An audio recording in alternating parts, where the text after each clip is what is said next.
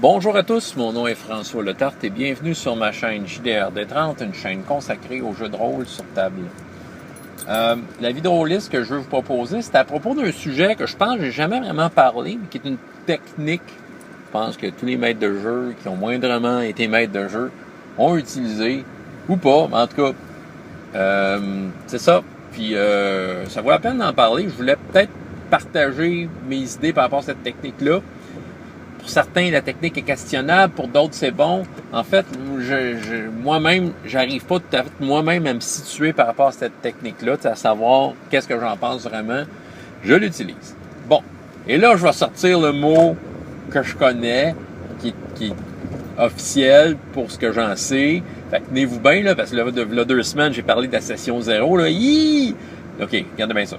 L'ogre quantique. Ouais, il existe peut-être un terme officiel français rôliste. En anglais, c'est parce que je traduis en anglais, c'est Quantum Ogre. OK, maintenant que vous avez capoté sur mon mot scientifique qui va faire peur aux nouveaux maîtres de jeu, l'ogre quantique, c'est quoi? Vous allez me dire. Je vais vous faire un exemple. Mettons, vous avez préparé une belle aventure. OK? Avec une carte. OK, puis là, dans votre aventure, vous avez préparé une scène finale. Mettons que l'ogre quantique dans l'aventure, c'est vraiment un ogre. Ça peut être n'importe quoi d'autre. C'est une scène quelconque, quelque chose dans votre aventure que les joueurs, vous voudriez qu'ils rencontrent. OK? Bon, mettons que c'est vraiment un ogre pour simplifier l'explication. Fait que votre ogre, vous l'avez mis dans une caverne à l'est. Et pendant l'aventure, la façon que l'aventure est montée, la façon que les joueurs découvrent des secrets, puis tout ça, ça pointe vers cette direction-là en disant, il faut que vous alliez vous battre contre l'ogre. Là, soudainement, les joueurs, les personnages, décident d'aller à l'opposé et d'aller complètement à l'ouest. Là, vous êtes un peu déçus en tant que maître de jeu, parce que vous vouliez vraiment rencontrer l'ogre, parce que c'était une rencontre super cool.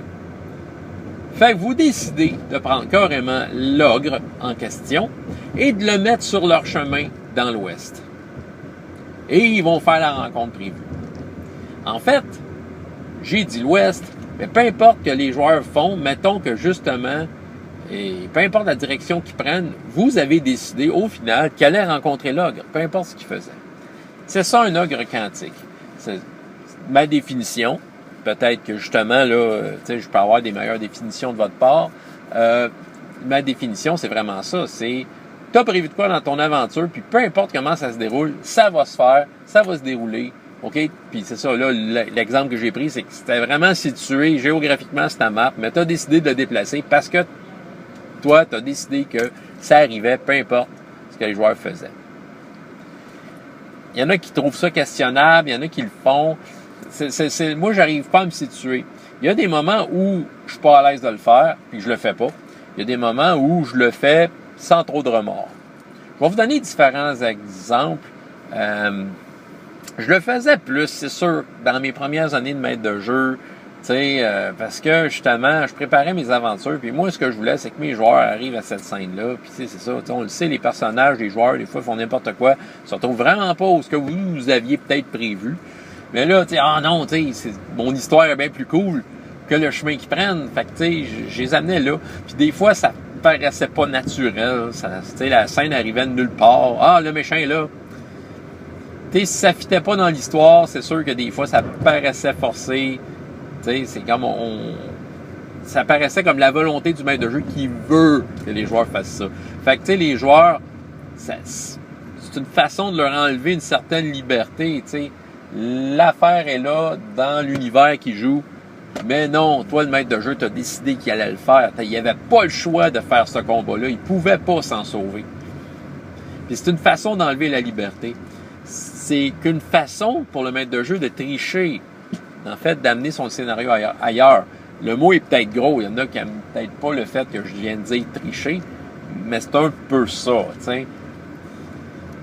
Moins que ça soit bien fait, ces affaires-là. Si les joueurs ne savent pas que l'ogre, qu'ils s'en vont vers un ogre, s'ils ne le savent pas, vous dire, oui, tu peux déplacer ton ogre puis l'amener ailleurs. Je ne sais pas, il y a moyen qu'en arrière de l'écran, de façon secrète, ça se fasse, mais encore là, c'est bon. Si les joueurs ne le savent pas, peut-être que ça passe bien. Si les joueurs le savent, ça fait pas naturel. C'est ça, là. Je vais sortir, regarde, plutôt que d'y aller avec la théorie lancée dans les airs de même en conduisant, là, je vais vous ressortir des exemples récents, parce que c'est frais dans ma mémoire, de quelque chose qui... Est-ce que c'est des ogres quantiques ou non? Je vais vous laisser le choix de décider. La dernière partie en ligne, c'était RPGS en français. Il y avait Marc Vallière, Bruno Tremblay et Steph qui jouaient.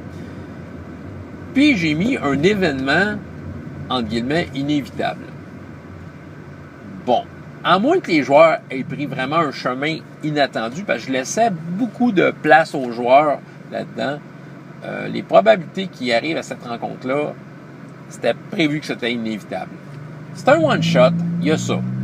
C'est un contexte particulier. Le one-shot, faut que ça ait l'air d'une histoire finie. Fait que c'est sûr que le maître de jeu se doit parfois de forcer certaines choses. Bon, je vais vendre le punch si vous n'avez pas vu la partie puis que ça vous tentait de la voir. Il y a un dragon à la fin. C'est ça, mon ogre quantique. En fait, les premiers événements de l'aventure, je mettais sur le chemin des joueurs quelque chose qui était un déclencheur. Ce déclencheur-là amenait un dragon en place. OK? Fait que moi, mon but, c'est qu'il rencontre un dragon. Peu importe où ce qu'il allait, il y a au moins un des joueurs allait faire face au dragon. Et de la façon que ça s'est déroulé, et de façon très drôle, tout le monde a rencontré le dragon d'une façon ou d'une autre, et tout le monde a survécu. Parce que le jeu est intéressant, ça a été bien joué, puis je pense que on s'en est bien sorti. Avec une finale là, complètement renversante que je ne m'attendais pas, mais c'était très satisfaisant. Mais est-ce que c'était quantique ou pas? Enfin, moi, c'est ça. C'est peu importe ce qui arrivait, c'est qu'à un moment donné, je décidais, le dragon y apparaît. Bon, j'ai pas situé le dragon sur la carte. En fait, j'avais même pas de carte. OK? Le dragon, c'était comme l'événement, un peu le cliffhanger de la fin, le moment, l'apothéose de la fin, c'est que le dragon y arrivait parce qu'il était pas content de ce que pas nécessairement de ce que les joueurs ont fait, mais il arrivait pas content parce qu'on s'était un peu mêlé de ses affaires par la bande, tu sais. C'est l'histoire qu'un œuf de dragon, là, puis l'œuf de dragon a été transporté. Bon, le dragon n'était pas content. Les joueurs, je leur donnais pas le choix de faire face au dragon à un moment donné. Je dis pas le choix, mais c'est sûr que la façon dont j'avais monté cette aventure-là, c'était particulier. J'avais décidé de juste dire, voici c'est les événements, mais j'avais pas mis de détails. J'ai laissé beaucoup à leur insu, et j'espère à leur grande satisfaction, le contrôle des joueurs de ce qui se passait, la façon qu'ils faisaient, la suite des événements. Puis, à un moment donné, c'est ça, j'ai senti le moment approprié pour dire, voici le dragon se manifeste. J'ai commencé à donner des indices, une explosion de feu, puis c'est ça. Puis graduellement, ils sont mis à voir qu'il y avait un dragon, puis le dragon s'en venait, puis jusqu'à temps qu'un des joueurs le rencontre et ait un échange avec. C'était très savoureux. Est-ce que ça, c'était quantique? C'est ça. Mais je me sens pas mal de l'avoir fait.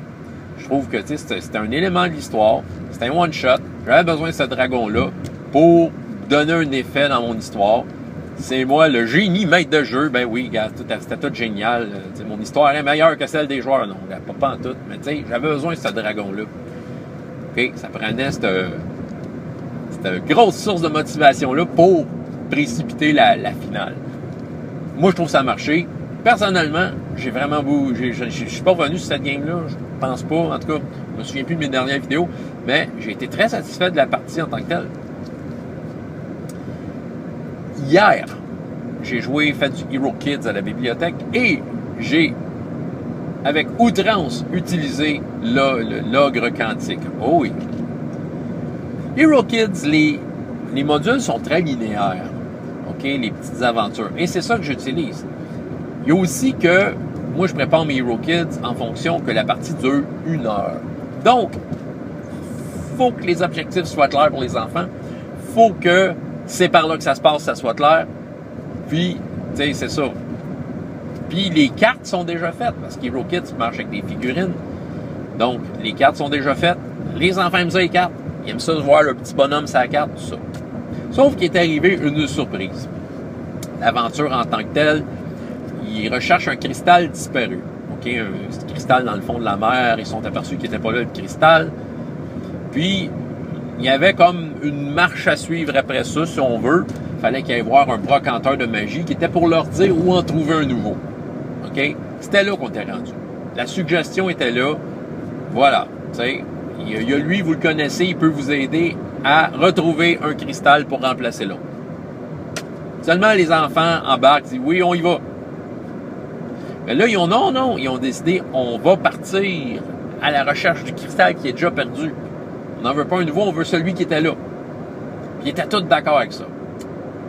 Je veux pas forcer les choses, je leur dis, ouais, ben c'est comme vous voulez. Lui, il y a le monsieur de magie qui sait où en trouver un autre, mais vous voulez vraiment partir à la recherche du cristal disparu?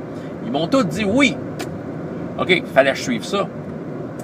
Fait que là, ils se sont mis à inventer un sous-marin. C'était une grosse affaire, là, puis ils m'expliquaient comment ils faisaient ça, puis j'essayais de les mettre en contexte aussi, genre de fantasy. Fait que, ils ont fait un sous-marin fantasy. Ils étaient très contents de leur sous-marin. Ils étaient très emballés avec l'idée de faire un tour de sous-marin, Parfait. Fait que là, ils sont partis là-dessus. Puis là, je leur ai fait faire des descriptions, j'ai changé un petit peu là-dessus. Puis à un moment donné, il y a un île qui est apparu. Mais devinez quoi, qu'est-ce qu'il y avait sur l'île? La même caverne qui était supposée rencontrer. Là, la caverne, en tant que telle, sur la carte, était quelque part. La caverne pour trouver les cristaux disparus pour les remplacer. Pour remplacer par un nouveau. Le magicien, s'il allait voir le brocanteur, il allait leur dire « Allez là ». C'était quelque part dans les environs de la ville. Mais non, j'ai décidé que finalement, cette caverne-là était sur un île. Bon, les enfants ne le savent pas. T'as arrangé avec le gars des vues. Mais c'est ça. Puis là, en fait, dedans, c'était pas un cristal nouveau pour remplacer. Le cristal qu'il cherchait était là. J'ai décidé de changer ça. Mais moi, là, mon but, là, c'était d'utiliser les cartes. C'est ça. Mais j'avais pas de cartes. Ça marche avec des cartes. C'est sûr. Mettons, là, j'aurais pas été contraint dans le temps. J'avais pas juste une heure avec eux autres. Mettons que c'est un groupe que je sais régulier, que j'avais du temps. J'aurais peut-être pas été aussi quantique que ça. Quoique, j'aurais été tenté, parce que la carte était là. La rencontre était cool. Je m'étais dit, oh non, ils vont manquer leur rencontre. Fait qu'il fallait que je me trouve une façon de la faire. J'ai changé des éléments de la rencontre, par contre. Comme j'ai dit, c'était pas un nouveau cristal, mais ils cherchaient le vrai. Fait que là, j'ai changé peut-être certains éléments. Mais c'est ça. Fait qu'ils ont exploré l'île, ils ont trouvé l'entrée, mais c'est ça. Mais dans le fond, là, je leur ai carrément mis d'en face de c'était ça que vous pouviez faire et voici, la carte était prête. Bon, ils n'ont rien vu. Ils ont l'impression que ça faisait partie de l'aventure. Ils étaient très contents. Je leur ai demandé, est-ce que vous avez eu du fun à la fin? Et tous en cœur m'ont répondu oui! Tu sais, job done. Tu sais, j'ai utilisé l'ogre quantique. Hein? J'ai abusé de l'ogre quantique, mais regarde, l'effet a été réussi. Ouais, j'ai carrément triché le scénario, j'ai pris un endroit, puis je l'ai changé de place. Fait que, peu importe ce qui allait, à un moment donné, il était pour tomber dessus, parce que j'avais besoin de ces cartes-là, ils étaient prêtes, je les avais étudiées, il y avait toutes des affaires spéciales. Fait que, regarde, je vais les utiliser aujourd'hui, je l'ai utilisé. C'est des exemples d'ogre quantique, OK? Donc, est-ce que ça vous est déjà arrivé, ou est-ce que ça vous arrive encore, que les joueurs, peu importe où ce qu'ils vont ouvrir la fameuse porte qui va mener là où vous avez décidé qu'elle est. Et comment vous voyez ça? Okay? Comment vous voyez ça? Parce que je pense que c'est un sujet de débat, c'est une technique qui est répandue, puis personnellement, je trouve que ça vaut la peine d'en parler. En tout cas, on va voir les réponses que vous faire, peut-être que je vais revenir là-dessus. Mais aujourd'hui, je voulais parler de l'ogre quantique ou de peu importe comment vous l'appelez. Il y a peut-être un nom français, rôliste plus officiel et j'aimerais le connaître parce que sérieusement, je serais content de l'utiliser. Donc, François Letarte, JDR Détrante et jusqu'à la prochaine fois et autant de plaisir dans la vie que dans les jeux. Au revoir.